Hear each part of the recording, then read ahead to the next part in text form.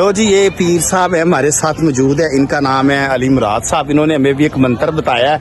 कहता जी जिस चीज को गम परेशानी है ये मंत्र पढ़े। मंत्र जरा एक दफा दोबारा सुना दो सानू जरा।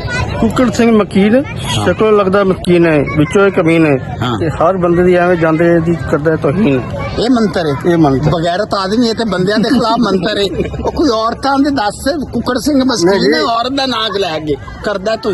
ਇਹ ਤੇ ਅਸੀਂ ਫਸੇ ਜਾਂ ਫਸ ਜਾएंगे ਹੋਰ। ਵਾਹ ये ਇਹ देखो ਜਿਹੜਾ जी, ਮੰਤਰ ये ਹੈ जो- ਪੜ੍ਹ ਲੈਂਦਾ ਨਾ ਜੀ ये जो पीर साहब ने मंत्र बताया ना जी, ये तो हमें मरवाने के लिए कंजर सानू गाला कड्डी जा रहा है मंत्र से उल्टा। और कोई सही मंत्र दस पीर साहब, क्यों जुत्तियां खाने की गल कर रहे हो? पीर साहब सही मंत्र दसो कोई, सानू पक्का मंत्र दसो कोई। ਵਿੱਚ ਜੰਤਰ ਵੀ ਪਾ ਦਿਓ ਬੇਸ਼ੱਕ।